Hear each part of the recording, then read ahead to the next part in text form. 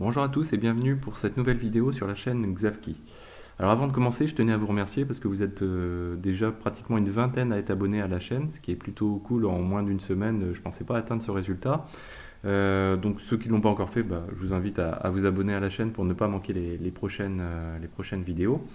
Vous pouvez également visiter le blog, donc xavki.blog. Mettre des pouces bleus pour m'encourager à continuer à faire de nouvelles vidéos. N'hésitez pas également à commenter pour compléter d'un point de vue technique les vidéos si ça vous semble nécessaire, mais également pour faire des propositions pour de nouvelles vidéos. Alors sachant que j'ai pour objectif donc un petit projet, je vous en parlerai, pour développer un rôle Ansible. On travaillera notamment sur WordPress. Je vous expliquerai ça certainement dans une prochaine vidéo. Alors aujourd'hui, le but de cette vidéo, c'est de découvrir les variables Ansible et notamment leur hiérarchie. Quelle variable ça me pose à quelle variable, suivant leur positionnement. Alors j'ai repris simplement. Alors il faut savoir que Ansible dispose à peu près d'une vingtaine de variables. Là j'ai souhaité me limiter aux variables les plus utilisées, donc ça en extrait déjà une dizaine de types, ce qui est déjà plutôt substantiel. Donc si on regarde dans le détail, voilà, je vous les ai mises ici à gauche. En 1, on a les variables qu'on passe par la command line quand on fait un Ansible playbook, ou si on met l'option "-e", voilà, c'est ce qu'on appelle l'extra vars. En deuxième, c'est les task vars. En troisième, les blocs, les variables de bloc. Ensuite, les variables de rôle. Puis les setfacts. Donc ça, je vous invite à visionner la vidéo précédente. Donc il y a un petit exemple assez sympathique d'utilisation de setfacts. En sixième, donc les variables de playbook. Donc, le playbook qui va servir à orchestrer les différents rôles, etc. Ensuite, le host var, l'inventory var et le groupe var. Donc on peut considérer qu'un inventaire, c'est composé du fichier host.yml, du répertoire host var et du répertoire groupe var. Donc là, on va considérer que ces variables-là, c'est les variables qu'on applique sur l'inventaire. Et puis l'autre variable qui est important aussi à connaître, c'est les variables par défaut de rôle, qui viennent en dernière position de tout l'ensemble des variables, y compris de la vingtaine de variables. Donc ces variables-là, elles passent en dernière position. Si vraiment rien n'a été défini, c'est cette variable-là qui sera appliquée. Donc comment on va fonctionner? J'ai fonctionné comme précédemment. J'ai déployé deux conteneurs Docker qui vont me servir de test. Donc c'est Docker Debian.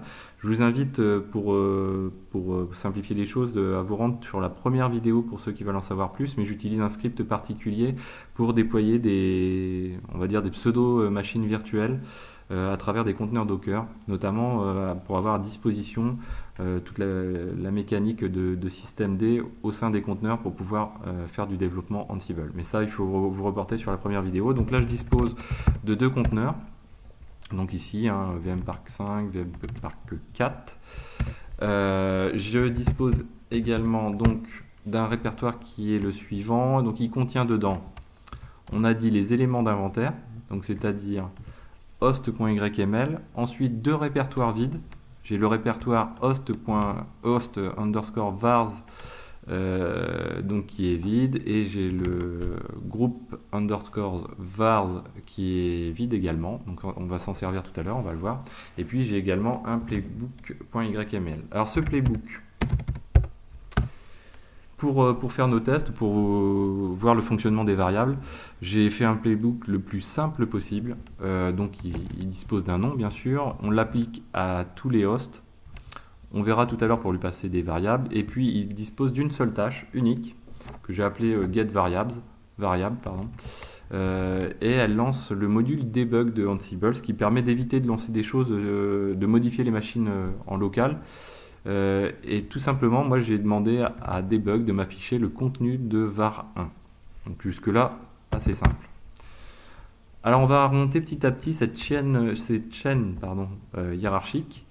Et donc là on va s'attaquer à groupe var dans un premier temps. Donc groupe var, on a dit, on a un répertoire qui s'appelle intitulé groupe vars, donc qui est souvent utilisé dans Ansible. Nous on a un seul groupe qui est créé, on l'a vu tout à l'heure dans le host.yml, c'est le groupe all. On pourra avoir d'autres groupes de créer. notamment des groupes comme database, serveur, Apache, bon, etc. Nous, on n'a pas de rôle enfant en fait à ce rôle all. On va travailler uniquement donc sur all. Sur all, pour notre test, on va indiquer, donc on définit la variable 1 et on va l'appeler, pour que ce soit parlant, on va l'appeler groupe var 1. Voilà. Derrière, on va lancer notre playbook. Hop, voilà. On va lancer notre playbook. Donc on lance notre playbook et vous voyez qu'ici, donc dans le debug, donc dans la tâche get variable, on a bien l'affichage dans le message groupe var 1. Donc on se situe bien ici, on a quelque chose qui s'est affiché. Ensuite, si on remonte, donc on a les variables d'inventaire. Donc notre inventaire, il se nomme host.yml. Dedans, j'ai déclaré mes 2 machines, mais je peux aussi compléter cet inventaire, donc en lui faisant passer également une variable. Donc on va ici définir notre variable 1 et on va dire ici que on souhaite afficher allez, on va dire host 1. Par contre, on va rien afficher dans l'autre variable de manière à voir si on a bien un système hiérarchique qui se met en place.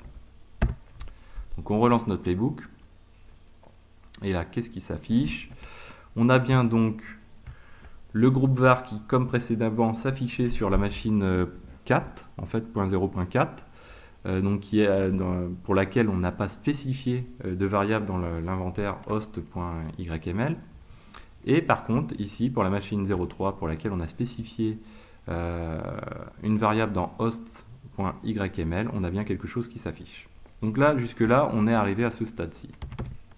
Maintenant, ce qu'on veut faire, c'est appliquer une variable dans le host var. Donc, on se remet comme tout à l'heure.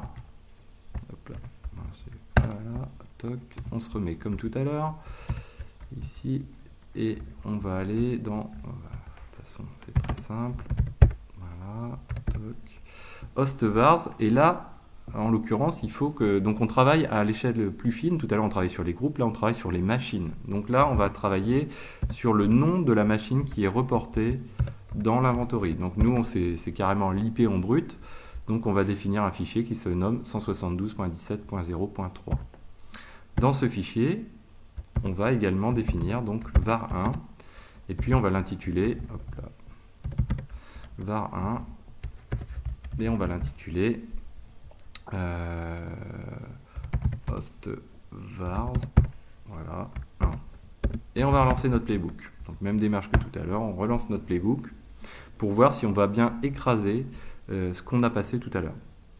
Et là, on s'aperçoit, donc on l'a fait sur, vous vous souvenez, on l'a fait sur la 0.3. Et là, on a bien écrasé, donc on se retrouve avec un host var 1. Donc tout fonctionne très bien, pas de souci. Comment passer ensuite à des niveaux supérieurs? Très simplement, hop là,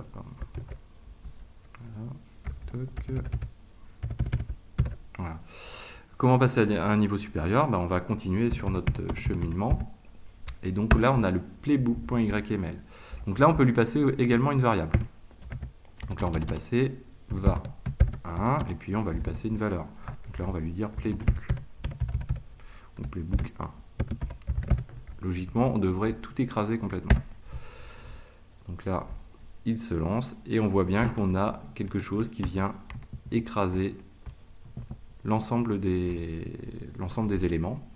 Donc bon, je vais pas vous recommencer cette démarche-là infiniment, mais vous voilà au courant. Vous avez un système de hiérarchie des variables dans Ansible. Donc cet élément-là, c'est à prendre en compte. Hein. On a donc une dizaine de variables qui sont généralement utilisées dans Ansible. Je vous mets un lien dans la description pour retrouver l'ensemble des variables Ansible classées dans l'ordre.